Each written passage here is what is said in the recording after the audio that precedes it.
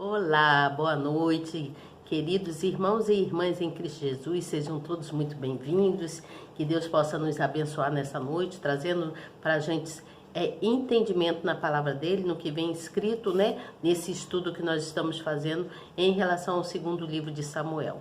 Sejam todos muito bem-vindos. Você que está chegando nova aí, se inscreva no canal, seja muito bem-vinda, querida, que Deus te abençoe muito, muito, muito, tá bom? Olha, aperta aí na palavrinha inscrever, depois você aperta no sininho e na palavrinha todas. Pronto, já estará escrita para participar dessa nossa comunhão no estudo do segundo livro de Samuel, tá certo? E vocês que já estão aí, né, que são também guerreiros, soldados, né, guerreiros que estão aqui comigo em busca de conhecimento, da gente aprender mais, também aperta aí nessa mãozinha aí, que essa mãozinha aí dá, significa para o YouTube que vocês estão assíduos e estão gostando do que eu venho trazer aqui, que não é nada que desabone a conduta de qualquer pessoa, tá bom? Tudo que eu trago aqui é para que nós possamos ter clareza e refletir e procurar acertar naquilo que Deus quer que a gente tenha entendimento e conhecimento. Para isso Ele nos deu sabedoria, para isso Ele nos dá os neurônios, né, para a gente raciocinar e procurar colocar as coisas no lugar, procurar buscar a fazer o que é certo diante da palavra dele, pelo menos tentar acertar, né? Nós devemos sempre buscar em acertar, tá certo? Então, já que eu já falei aí que você que chegou está se inscrevendo, e você que é guerreiro e guerreira que está aqui comigo, aperta aí na mãozinha e vamos seguir em frente então com o nosso estudo, tá certo? Então nós já sabemos que Isbosete, ele não pôde fazer nada em relação à traição de Abner, né? Quando Abner se envolveu com uma das concubinas do pai dele, né? Vocês lembram que eu contei essa história? Que Abner, então, se envolveu com uma das mulheres que foi do pai de Isbosete, né? Que era Saul, né? Então, Abner nem pôde falar nada, porque Abner estava nas mãos dele. Então, ele teve que se calar e não falar nada. Então, o que aconteceu? Eu vou ler para vocês e depois, então, eu vou continuar, então, dando o desenrolar da história, tá certo? Então, houve assim. Então, Joabe mata Abner à traição, né? Foi o que eu contei, que Joabe, então, mata Abner. E eis que os servos de Davi e Joabe vieram de uma batalha e traziam consigo grande despojo. E já Abner não estava com Davi em Hebrom, porque o tinha despedido e se tinha ido em paz. Chegando, pois, Joabe e todo o exército que vinha com ele, deram aviso a Joabe, dizendo: Abner, filho de Ner, veio ao rei e o despediu e foi em paz. Então Joabe foi ao rei e disse: Que fizeste? Eis que Abner veio ter contigo porque, pois, o despediste de maneira que se fosse assim livremente. Então Joabe foi a Davi e falou: por que Davi deixou Abner sair assim livremente, já que Abner já tinha feito tanto estrago na vida de todo o povo, né? Na época da guerra, quando Saul era vivo, Abner matou muita gente, inclusive um dos irmãos dele, de Joabe, né? Então, Abner, filho de Ner, veio ao rei e despediu e foi em paz, né? Então ele foi e falou por que deixou ele livremente. Bem, aí, bem conheces a Abner. Ele diz para Davi assim: bem conheces a Abner, filho de Ner, que te veio enganar, e sabe a sua saída e a tua entrada, e entender tudo quanto fazes. E Joabe, retirando-se de Davi, enviou mensageiro atrás de Abner, e o fizeram voltar desde o poço de Sirá, sem que Davi o soubesse. Olha só, ele traiu Davi, ele não deixou Davi saber, tá certo? Voltando, pois, a Abner a Hebrom, Joabe o levou à parte, à entrada da porta, para lhe falar em segredo, e feriu-o ali pela quinta costela, e morreu por causa do sangue de Asael, seu irmão. Então, Joabe chamou então Abner, já que Abner voltou para falar com Davi, e ele ia voltando para falar com Davi, ele então chamou Abner em particular, né, num canto lá, que eu não sei qual, um canto qualquer lá, e lá ele feriu então Abner, e lá mesmo ele matou Abner, e Abner então morreu por conta da morte que o Joabe, né, estava com rancor ainda no coração. Ele lembrou que Abner havia matado um dos irmãos dele. Então, o que aconteceu? O que Davi, depois ouvindo, disse: inocente sou eu e o meu reino para com o Senhor para sempre.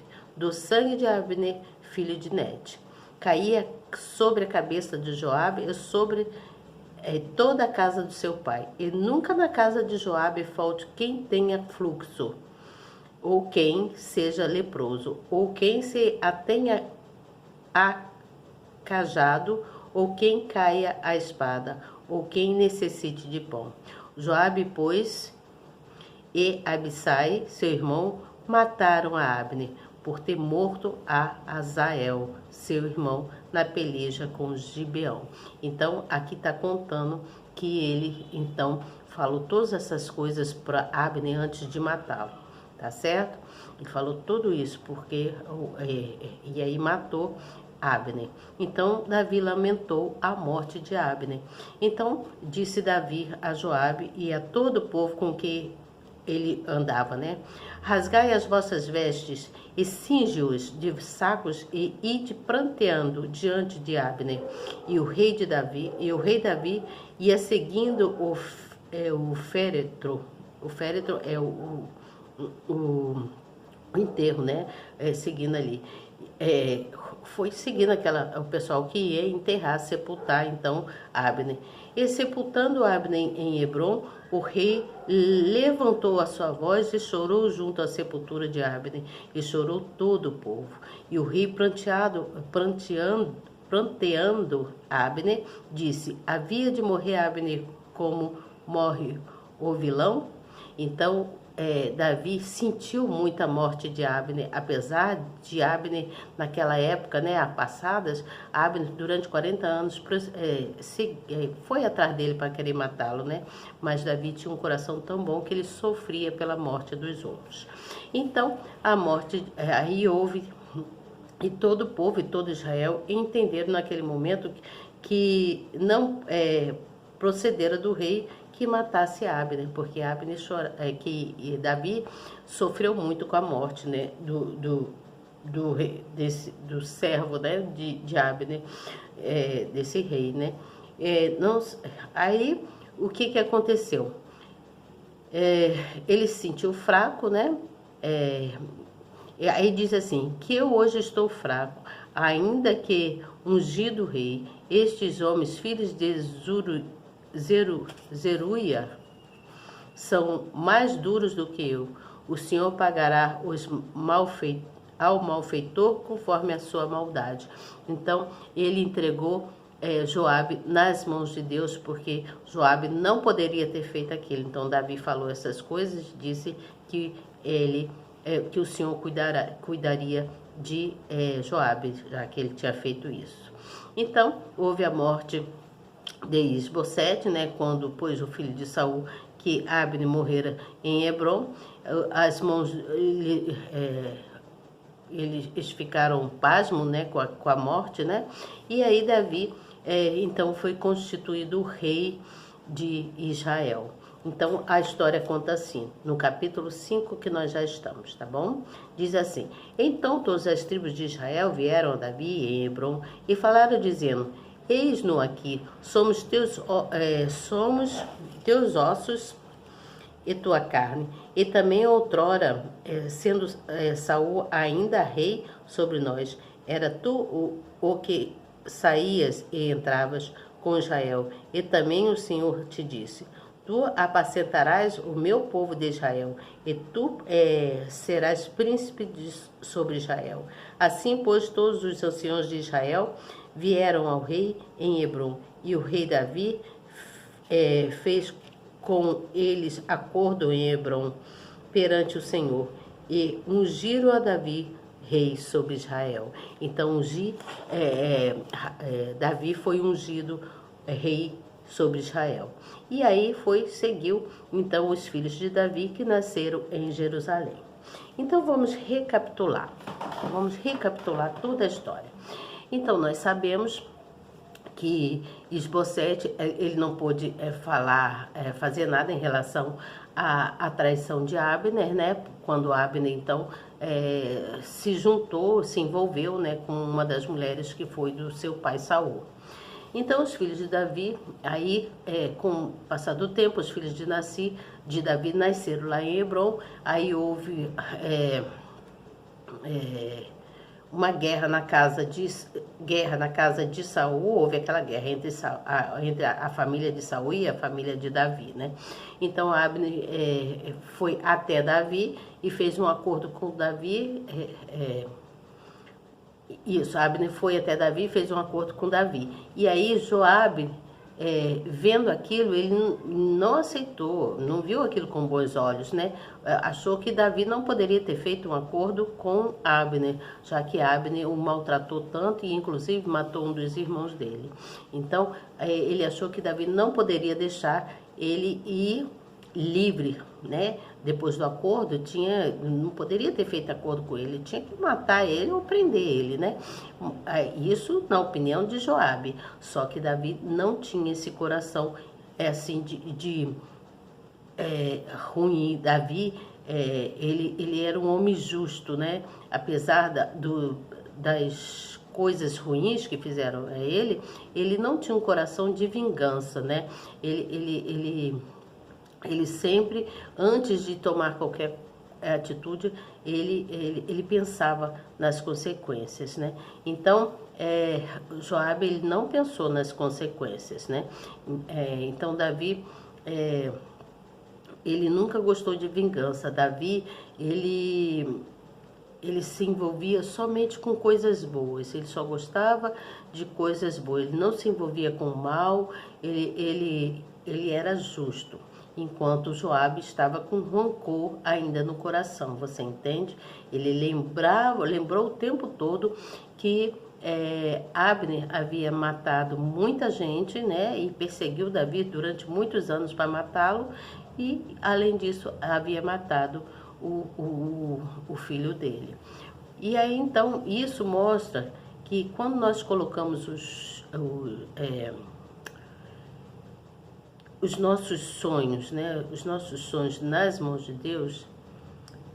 Por que eu estou falando isso? Porque Davi, ele era um homem justo, era um homem bom. E enquanto isso, Joabe, ele era um homem que guardava rancor, né? E mesmo aí eles ficaram sabendo que Isbosete, um dos filhos de Saul, ele foi eleito a rei, né? Ele tomou posse do reino lá, né? Do reino lá onde ele estava lá, o Isbosete, filho de Saul, tomou posse e passou a ser rei. Então ele não esperou a ordem de Deus, ele não esperou Deus o conduzir, né? Mas Davi não, Davi sempre ele esperou em Deus. Então Davi, conforme o tempo foi passando, Davi ele então foi constituído a rei de Israel por Deus. O que isso mostra? Isso mostra que quando nós colocamos os nossos sonhos nas mãos de Deus, com confiança, com toda certeza, Deus nos dá a direção e Ele vai nos conduzindo no caminho certo. Você entende? Deus, quando a gente tem um sonho guardado com a gente e a gente coloca nas mãos de Deus, sem querer atropelar as outras pessoas, passar por cima e se eleger por si próprio, Deus, Ele então nos conduz na direção certa e nos faz chegar onde nós queremos, aonde nós desejamos. Às vezes não é nem o que nós desejamos, mas é o que Deus deseja pra gente, você entende? Então, o tempo foi passando e aí Davi então foi constituído rei de Israel. Quem constituiu Davi rei de Israel foi o próprio Deus. né? E aí Deus fez com que Davi e toda a linhagem dele, todo o povo, né, que andava com ele, que procurava fazer as coisas certas, que Davi governava, todo aquele povo de Davi que ele comandava, se estabeleceu então em Israel. E aí aquela terra que era aonde eles estavam ali, que era em Israel, na terra de Jerusalém, foi foi dita como conquistada por Davi, né? Aquele lugar ele foi escolhido, a terra de Jerusalém foi escolhida. Então era uma cidade onde todos queriam passar e muitos reis passaram por ali. Então aquela cidade foi nomeada como a cidade da salvação, porque Davi conseguiu transformar muita coisa no tempo de governo dele ali. Então, por isso, Jerusalém ele continua sendo até hoje, a cidade lá de Jerusalém, continua sendo até hoje a capital, uma capital espiritualista, sabe? A capital onde houve muitas batalhas, né? Onde ali houve muitas mortes também, houve muita batalha, mas Davi conseguiu trazer para ali o reino de Deus, né? O reino do Messias, né? O reino de Deus. Então, o que nos chama a atenção nisso tudo é que Davi, ele só fazia as coisas quando ele consultava a Deus. Mesmo quando ele ia para a guerra, ele ia e consultava a Deus, você entende? Ele orava a Deus, né? Ele orava a Deus, pedia a Deus que desse a direção dele, a ele, se ele deveria fazer aquilo mesmo ou não. Então, o que eu quero dizer com isso? Que quando nós buscamos o socorro de Deus para com a gente, Deus, ele nos dá o livramento, ele nos conduz. Deus sempre nos conduz e faz a gente alcançar aquilo que a gente quer através do conduzir dele, sabe? Ele vai nos dando clareza, né, para a gente enxergar melhor, ver melhor se aquilo é certo ou não. Ele vai nos conduzindo, nos dando sabedoria, nos capacitando para a gente chegar onde a gente tem que chegar. Então, a palavra que eu venho trazer hoje é a palavra de fé. É uma palavra que eu vou dizer que com a força de Deus, nós venceremos todas as nossas batalhas. Essa é uma palavra de fé. Com a força de Deus, nós vamos vencer todas as nossas batalhas, porque só quem tem força para nos dar, nos encher de coragem, de sabedoria, para nos capacitar, para abrir os nossos olhos, para que a gente possa ter clareza das coisas que temos que resolver, é Deus. Então, Deus, ele é a força para a gente vencer as nossas batalhas, as nossas dificuldades, as nossas tribulações, tá certo? Então, essa é a palavra de hoje. Amanhã eu venho, então, falando para vocês sobre o que aconteceu com Davi, o que Davi resolve, então, fazer. Davi, então, ele resolve trazer a arca para onde ele estava, né? Em Jerusalém, para aquela cidade onde foi firmado o reino do Messias, o reino de Deus. Aí eu vou ler só um pedacinho, só para adiantar, tá bom? Porque é gostoso, né? Não dá nem vontade de parar, mas eu não posso demorar muito tempo aqui. É muito interessante a história, a gente parece que a gente entra, né? A gente se torna ali como se fôssemos personagens também, né? Da história. Eu sinto assim, vocês entendem? Então, eu me coloco como se fosse uma personagem, estivesse ali em batalha também. Então, Davi traz a arca para Jerusalém. E aí conta assim: e tornou Davi a juntar todos os escolhidos de Israel em número de 30.000.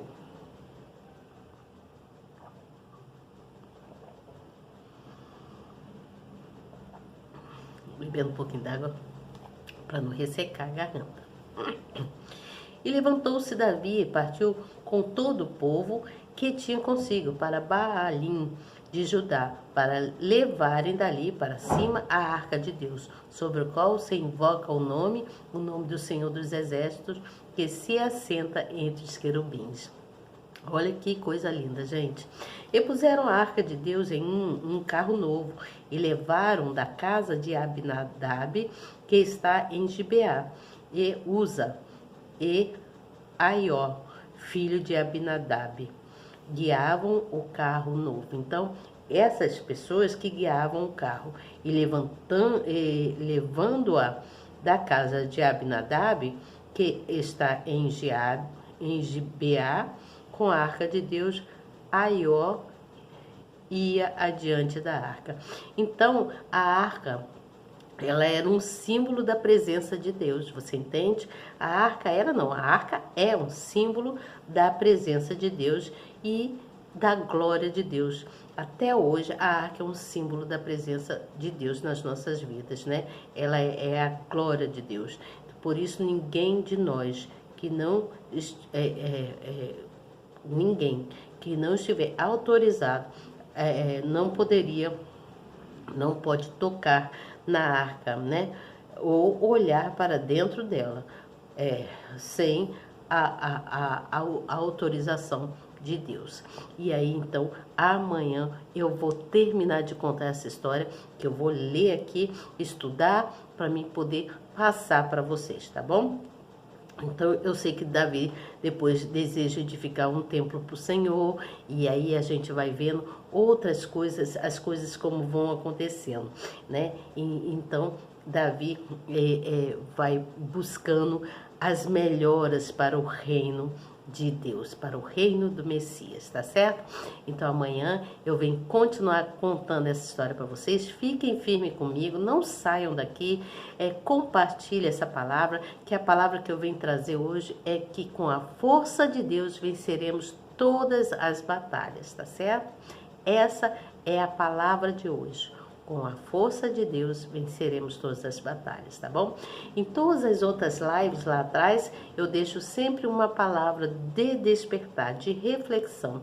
Se você for lá atrás nas outras lives, você vai ver todas as frases que eu deixo, todas as palavras que eu deixo para refletir.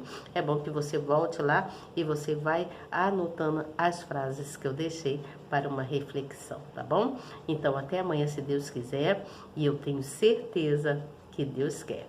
Ah, só uma coisinha. Sabedoria. Não esqueça de orar antes de dormir, tá bom? Ore o Pai Nosso e ore o Salmo 91, tá bom? Converse com Deus como se você estivesse conversando com uma pessoa do seu lado, né? Só que a conversa sua é de espírito para espírito com Deus, tá bom? Nós precisamos nos conectar com Deus. O nosso espírito está ali junto dele, para que ele possa sempre estar virado para nós, nos protegendo, nos guardando e nos livrando, tá bom? Então, até amanhã, se Deus quiser, mais uma vez, e eu tenho certeza que ele quer. Tchau!